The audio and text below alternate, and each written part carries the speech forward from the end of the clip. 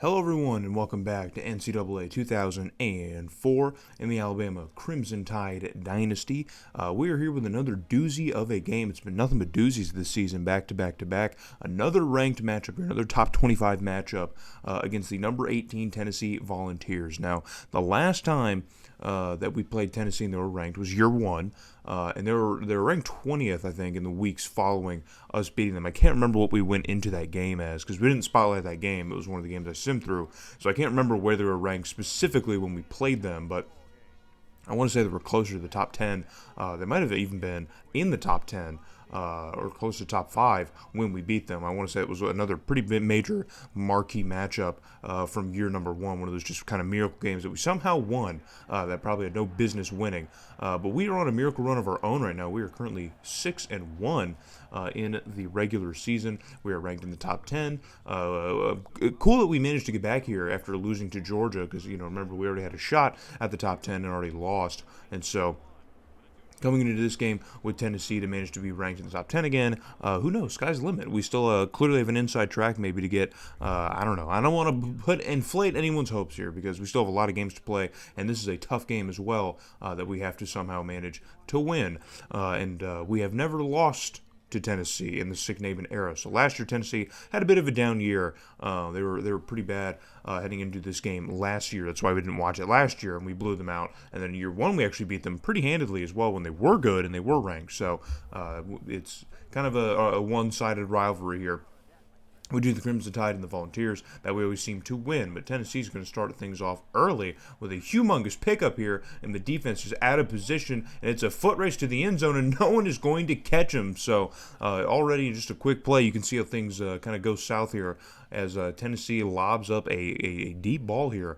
And I don't know how on earth, defense misplayed that one. You could see that. I think it was Matthews who tried making a play on the football. And it just did not work. So that's going to be a humongous defensive breakdown for our defense. But now we're on offense with an opportunity to answer back to Tennessee. It's going to be a handoff to 33. He's going to bounce outside, spin outside, and pick up even more yardage and get past the first down marker. So a nice run by 33. We haven't seen a heck of a lot of those, but they do happen. Believe me, he's been pretty solid.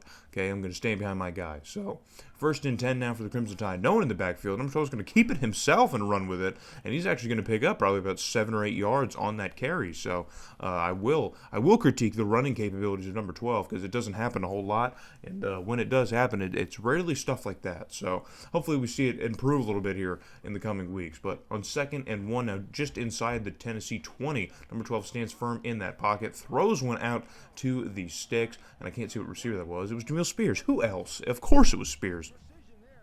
Checking in early into this game here, getting his name called out. And that's going to do it for the first quarter with us on the attack. Tennessee, of course, leading by a touchdown. And so now we come out on a 3rd and 12 in the red zone against Tennessee here. And pressure's on to number 12, and the pressure is going to get home. So number 12, man, once he hits that drop back, that ball's got to come out. And he just, overthought it, I guess, or something. I don't know, but a big sack. So we're going to take a field goal, and Tennessee's now going to be with the ball once more. And another deep ball is completed. And this passing attack from Tennessee, man, is just, we haven't seen a team that can really just kind of sling the pill all over the field like Tennessee's currently doing. And that was a little bit of a wobbler, not even a perfect spiral. I think Tennessee's got a lot of returning guys on the team. I think this receiver that just caught it is another returning guy. I think their quarterback is as well. I don't think they have a named quarterback yet either, but either way. So our defense has forced a 3rd and very long on Tennessee. Their quarterback's going to step back, and off the back foot, he's going to fire it off and nearly find the hands of one of our DBs, Randolph.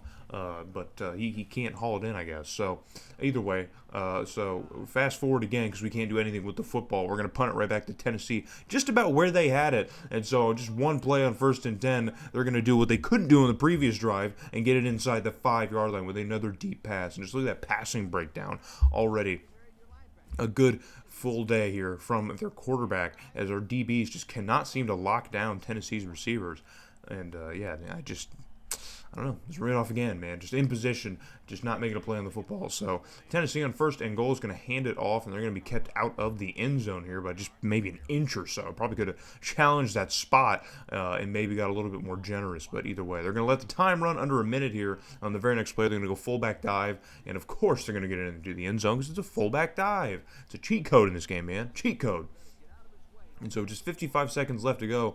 Tennessee is going to take an 11-point lead into halftime as we wouldn't do anything with the football once we got it. So a 3rd and 11 already here in the second half. Late in the third quarter as neither team's been able to do much with the ball. Number 12 is going to sling and air this one out to Kelly, and Kelly's going to haul this one in and get brought down at about the 20-yard line. So, hey, man, finally we're going to answer Tennessee's passing attack back with some long passes of our own. It's about time. So on a 1st and 10, number 12 is going to drop back. Clean pocket and airs another one out to the end zone, and it's Kelly again, man. So 2 quick passes to Kelly is going to get us down the length of the field and in the end zone. And don't look now here, but this game is officially a game again, as the extra point is going to put us within 4 of the Volunteers. So if our defense can just stay firm here for about another drive or so, we can get the ball back. And so we did get the ball back. Our defense did stand firm.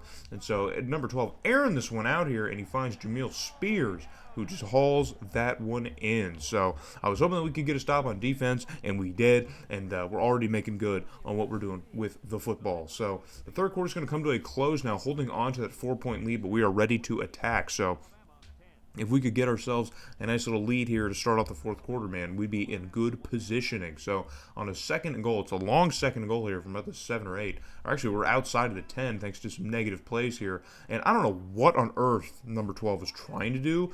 Do you see another Crimson Tide player there? No. I think every DB that was on Tennessee's defense on the field was in the end zone on Kelly. I don't know how on earth. Maybe that's as good of a receiver as he is. So Kelly on the next play, though, is going to find some open space and cut up and get into the end zone. That play looked dead to rights after the catch here, but able to extend that one here thanks to, I guess, a breakdown from the tackling from Tennessee secondary.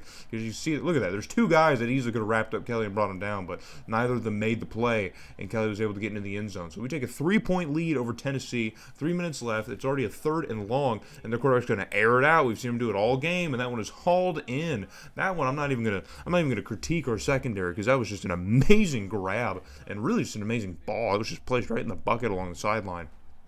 An amazing play. So now Tennessee's firmly in our territory. They're kind of in the driver's seat. They can kill a lot of time here. There's still a lot of time left in the fourth quarter, so they can't essentially win the game off of this. But if they do score, they will be in a good position to do so. And pressure gets onto the quarterback, and the pressure gets home. So we have been bringing a lot of pressure to the quarterback today. Been editing out a lot of the sacks, but there's one for you because it's a big one here as Tennessee's going to be moving backwards. And I was correct. It is a returning player. So we do get a lot of returning quarterbacks in the SEC this season, as I've noticed, and even last year a little bit too. So on the next play, the quarterback's going to roll out. He's going to unload it and find another open target, and he's able to get not just the first down, but cut up field and get about 5 or 10 more yards. That was a huge breakdown by our defense. So now just a minute and a half left to go. Tennessee able to kill a lot of time and take their time to get into the end zone. And that one's going to be ruled a touchdown. It certainly didn't look like he had the foot down, but they're going to say that he did. If the game said it, then you're definitely not going to get that one challenged. So Tennessee, once again, takes the lead, 21-17, but we have plenty of time here. With a minute 22, number 12 airs this one out to Spears, but who else but Spears as he catches this one downfield. And so now we have a new lease on life here. There's still plenty of time for us to do something with the football as we have a minute and 20 seconds left to work. And maybe we might have another quick back and forth here, another SEC clash back and forth like we've had the last couple weeks. So on 1st and 10, number 12 airs another ball out, and that one is sailed over Garland's head. Never really gave him a chance to catch it. So on 2nd and 10, just a minute left to go. Number 12 drops back here. Clean pocket in front of him. Airs it down the middle of the field. And I think, oh no, he had Carroll that was open. And Carroll had a step on the receivers. But number 12 just missing this one, man. Overthrowing him. So under a minute now. 3rd and 10. Down to our last couple chances. We're going to just take the check down to Kelly here on the crossing route. And he's going to get brought down short of the stick. So on 4th and 2, last opportunity. We're going to hand it off to Allen, the fullback. And Tennessee's defense comes up big and gets the stop, man. And that's going to end this one, man. That's going to be victory formation for the Volunteers as they come up huge on 4th and down. And oh, man. That fourth down stop is massive. If you're a Tennessee fan, I bet you're rejoicing right now, celebrating as Tennessee is able to stop the late game rally here, the potential game-winning drive as the fullback dive fails. I called it a cheat code earlier in the game. I've been made a fool by my own team, by our own offense. I've been made a fool. As Nick Allen's unable to pick up the last couple yards for the first down here. Judging by the stat breakdown here, it's a pretty even game. We played well enough to win, but you got to convert that fourth down, baby. And look at that, 0 for 1 on fourth down. Just a crucial blunder by this offense. I don't disagree with the call. I think it was the right call, man. If I'm playing the game, I think I'm probably going fullback dive there as well. I don't think I'm really taking any issue with that play call, but just didn't work out how we wanted it to work out. So number 12 actually has a pretty amazing game, man. Just look at that rating. Look at the QB rating. It's a good game. A good game from him. So Jamil Spears, I mean, dude, what a game. Just an amazing game from Jamil Spears. In terms of yardage, not really finding the end zone. We saw that last year with our receivers. But either way, coming out of the Tennessee game, we pick up 3 straight wins over Kent State, Mississippi State, and LSU, all having pretty bad years. And so that takes us into the Iron Bowl, which is the last game of our regular season, playing a number 23 Auburn, ranked 11th in the country. So we've kind of hovered around the same spot in the rankings despite our losses. So it's going to be a huge Iron Bowl, man, another huge season decider. So hope to see you guys back for the Iron Bowl.